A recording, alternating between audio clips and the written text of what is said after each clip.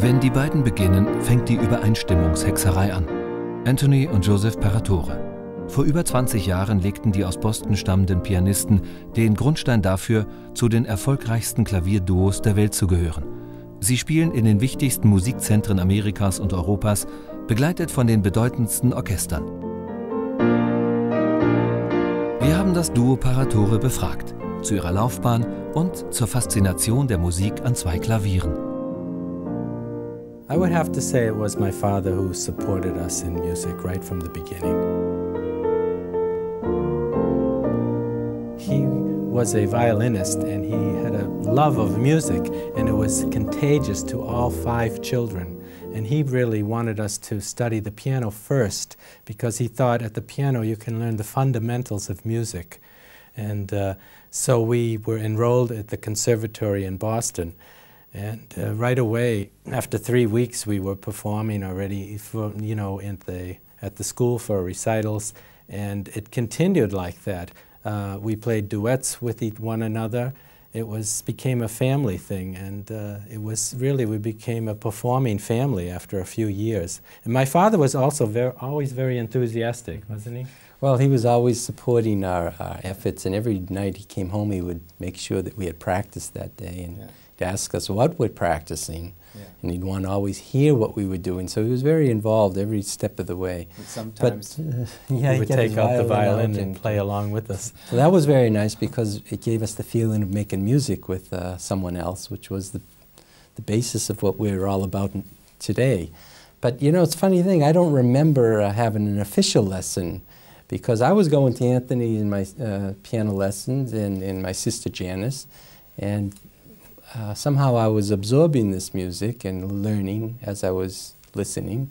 In my first lesson, I actually played a few pieces for the teacher. So my beginnings are vague, but all I know is that music was always part of the family. Oh yeah, and music was always the main topic. Somehow it was always music, music, music. I mean, we always talking about when's the next performance, what is the program, who is playing, what duets are we playing? Am I playing a duet with you, or am I playing with my older sister, who was also my piano partner?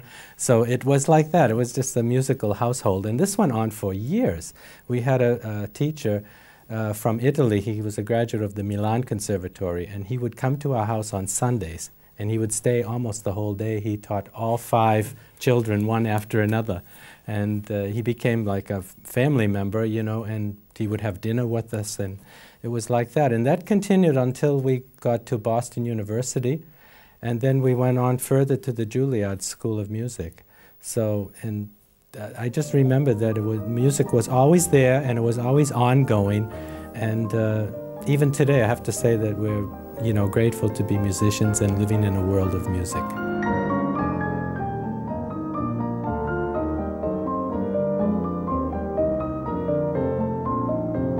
We began as soloists. We went through school as soloists. And as Anthony was saying, we always played with one another for fun. But our schoolwork was very important to us, and we developed as solo pianists. And we got support from our teachers and from the audience, from hearing us play. They enjoyed what we did, and we enjoyed what we did. And I think it was a nice a feeling for us to make music with one another. I would say we became solo pianists first. In fact, we started careers as solo pianists.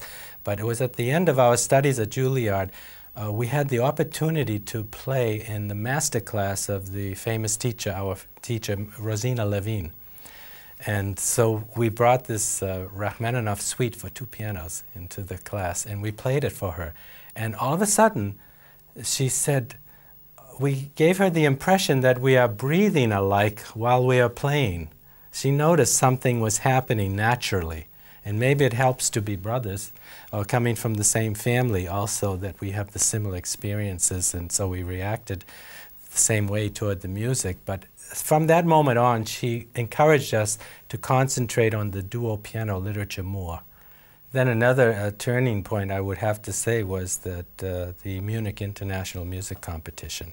Because yes, we were encouraged to come to Europe and try. It was our first trip, and But I remember a teacher saying, well, she just has one request. If you go to the competition, just be sure you win the competition.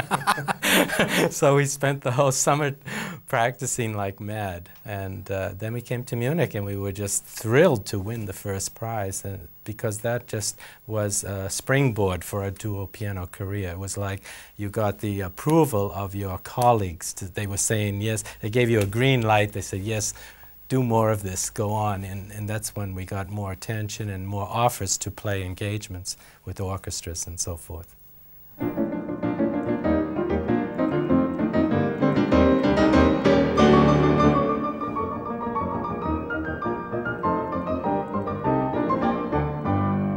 Well, I think as duo pianists we consider ourselves chamber musicians, and the idea of playing music with one another appealed to us from early on. And the feeling of working in an ensemble is very different than soloists. You know, as duo pianists, we're playing one part and listening to the other part. And it's this combination of sensitivities that we have to have for one another that is very important to duo piano playing.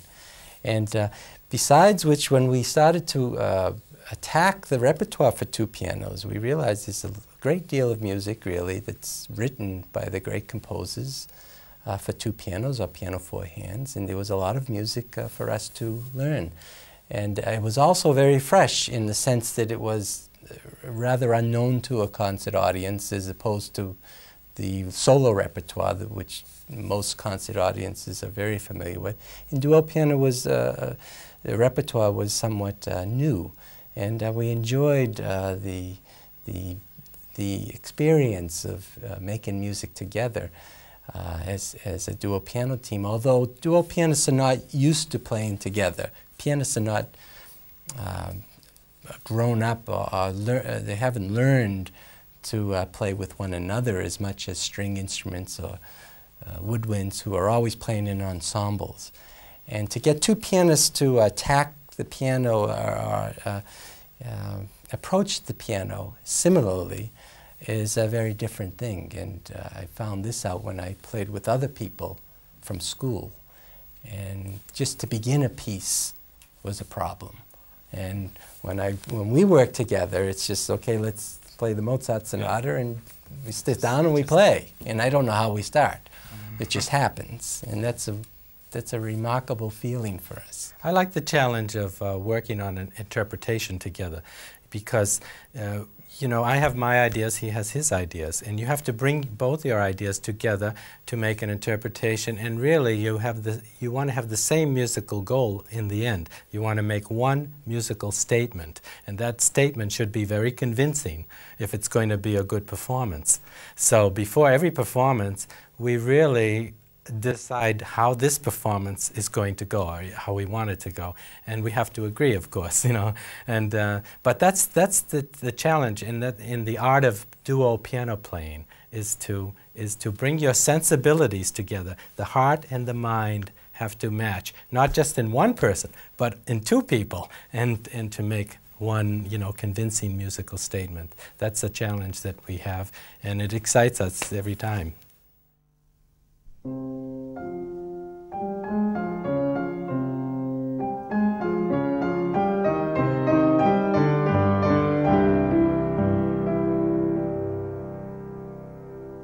Brahms' Sonata in F minor and the Haydn variations are two of the most important romantic, from the German literature, the romantic works for two pianos.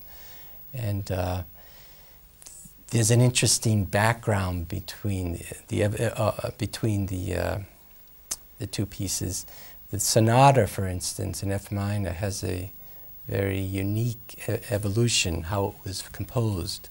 Brahms first conceived this as a string quintet with two cellos, and he was dissatisfied with this version and discarded it. He wasn't happy with it, and but he was encouraged by the material that he had to rewrite it a year later, and he wrote it then for two pianos, which he premiered with his friend Karl Tausig. And it was in this version that he first performed it. but still he got influence and recommendations from his friend Clara Schumann, who then encouraged him to rewrite it with strings. And this became then the piano quintet. And in this version, of course, it was first published and first known, I would say. And then the two-piano version was published after this. And in the case of the Haydn variations, they were both written, the orchestral arrangement and the two-piano arrangement was written in the same year, but the orchestral arrangement was performed first. And the two-piano version was performed sometime later, but it's questionable when. But a challenge for us as duo pianists is to present a convincing interpretation of this music so that the listener who's used to hearing the string version or the orchestral version is convinced that this is a fine duo piano piece. And they have this concept of strings in the ears, so it's always a triumph for us when our audience comes to us and says that they didn't miss the orchestra. What impresses me about these two works by Brahms is that they are excellently written for two pianos. And what I mean is it's not easy to write for two pianos. Some composers that we know of, they're friends of ours, they're a little bit reluctant to write for two pianos because there are difficulties. You have two keyboards and two whole spectrums of sound. And in the case of Brahms, he is such a master at interweaving the parts. It's like a fine weaving, you know, everything is interwoven, these parts, and masterfully. And this is, makes it all the more challenging. Each part is as difficult as the other part, you know. And the other thing about this is that as duo pianists, we enjoy the versatility that duo piano has to offer. For instance, the Haydn, that comes out of the symphonic literature. We can play a piece from the symphony world, and on the other hand, we can play a piece from the chamber music world. And you have this versatility in the duo piano repertoire, because with four hands, you can really cover these large works. And sometimes we like to think of ourselves as a two-man orchestra, you know, because sometimes our programs, if you read them, it looks like you're going to a symphony concert, but it's actually a two-piano concert, so it's interesting for us that way.